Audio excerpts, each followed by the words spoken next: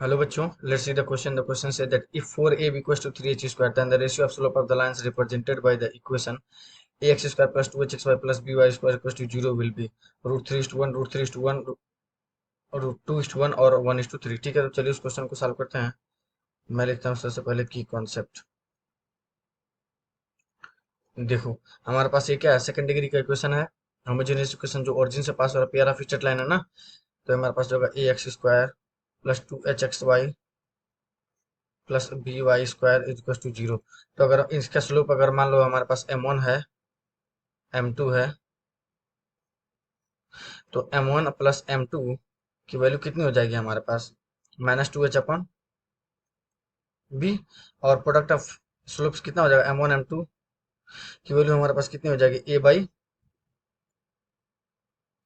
B. ठीक है, अब देखो हम लोग से पूछा क्या जा रहा है, m1 ratio of the m1:m2 पूछा जा रहा है। ठीक है, अब देखो मैं यहाँ पे क्या करता हूँ, m1 माइनस m2 निकालता हूँ। ठीक है, तो चलो m1 माइनस m2 की वैल्यू मैं क्या लिख सकता हूँ, अंडर रूट में m1 प्लस m2 का होल स्क्वायर माइनस में 4m1 m2।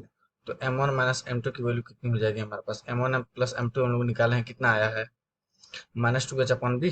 पुट कर दीजिए, -2h अपॉन बी का whole square minus 4 into A by B हो गया। ये हमारे पास कितना हो जाएगा, 4h स्क्वायर माइनस 4ab। ठीक है, और डिवाइडेड बाई कितना हो जाएगा हमारे पास, बी स्क्वायर। ओके, तो वो दिया हुआ है 4ab equal to 3h square. ठीक है, तो देखो m1 माइनस m2 की वैल्यू कितनी हो जाएगी, अंडर रूट में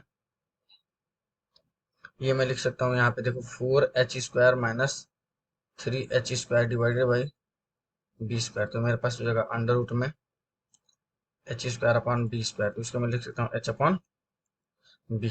हमारे पास m1 प्लस m2 की वैल्यू दे रखी है -2h अपॉन बी, और m1 माइनस m2 हम लोग निकालना है, कितना है हमारे पास, h अपॉन बी। ठीक है, m1 m2 निकालना चाहते तो मेरे पास कितना आ जाएगा, 2m1 इक्वल टू कितना हो जाएगा, -h अपॉन बी। तो m1 की वैल्यू कितनी हो जाएगी हमारे पास, -h अपॉन 2b। ठीक है, -h अपॉन 2b मैं फर्स्ट वाले क्वेश्चन में पुट कर देता हूँ, कितना हो जाएगा, ये देखो मेरे पास हो जाएगा m1 m1 की वैल्यू में फर्स्ट इक्वेशन में पुट कर देता हूँ, तो -h upon 2b plus m2 equal to कितना है हमारे पास, -2h upon B, -2h upon B. तो m2 की वैल्यू कितनी हो जाएगी हमारे पास, h upon 2b -2h upon B. ठीक है, तो m2 की वैल्यू कितनी हो जाएगी हमारे पास, देखो h माइनस 4h अपॉन कितना हो जाएगा मेरे पास, 2b -3h अपॉन 2b।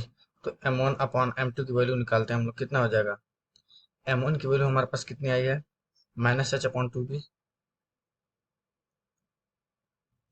और ये हमारे पास माइनस का 3h अपॉन 2b, कितना आ जाएगा हमारे पास, 1/3। तो m1 m टू की वैल्यू कितनी हो जाएगा हमारे पास, 1:3। ठीक है, तो कौन सा ऑप्शन करेक्ट हो जाएगा, option D. Okay, so I hope you will understand, best of luck, thank